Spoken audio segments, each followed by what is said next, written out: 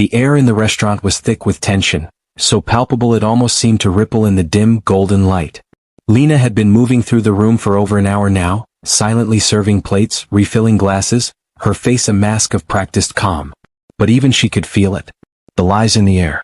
The betrayal creeping into the carefully composed conversation between the men at the long, polished table. Lena wasn't supposed to be listening. As a waitress in a high-end restaurant, her job was to be invisible. To slip in and out, unnoticed by the sharks she served. But tonight something was different. The restaurant's private Polaris suite had seen its fair share of deals, some legitimate, others not so much. But none had ever felt like this.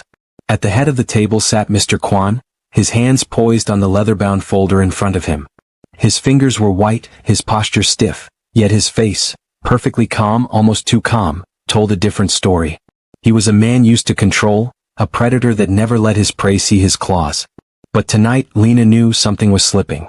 He was being played and she could feel it with every fiber of her being. On the other side of the table, two men, Americans, smug and overconfident, sat across from him. They didn't see the game they were in. They thought they held the cards. Between them, translating with charm and ease, was Julian. His smile never wavered.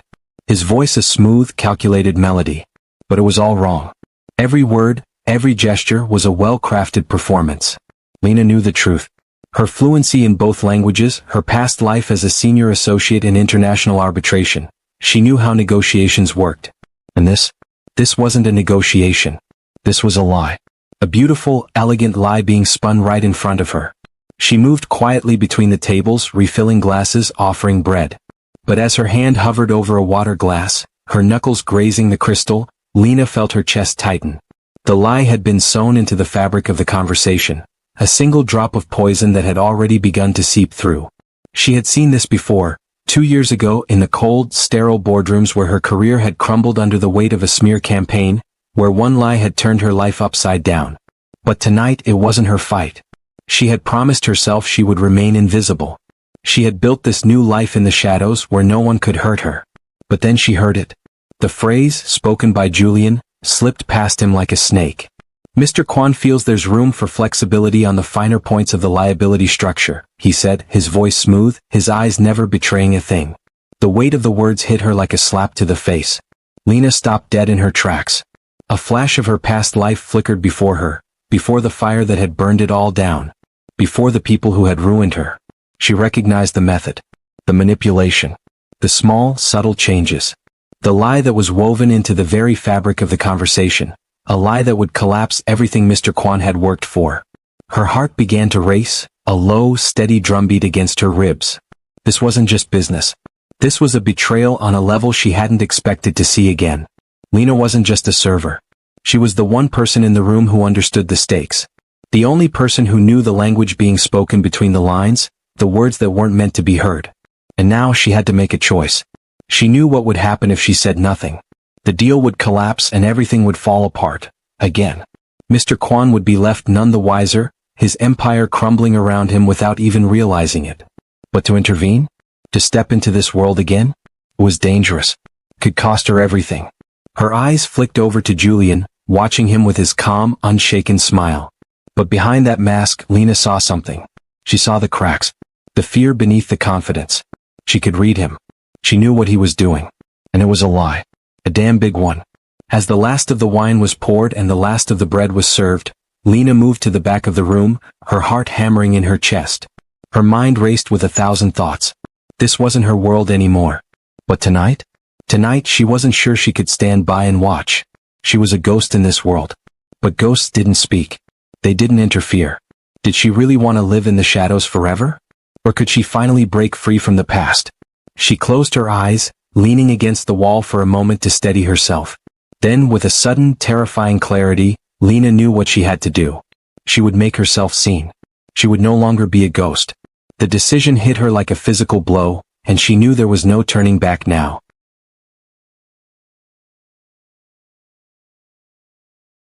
Lena stood in the service corridor, her back pressed against the cool metal of a wine refrigerator, her hands trembling slightly from the weight of the decision she had just made. The air in the restaurant was stifling, a suffocating blanket of luxury and deceit. She could still hear the murmurs of conversation from the Polaris suite beyond the door, the quiet clinking of glass, the rustling of menus, the shuffle of feet. But inside her mind, there was only the deafening pulse of her own heartbeat. Was this the right choice?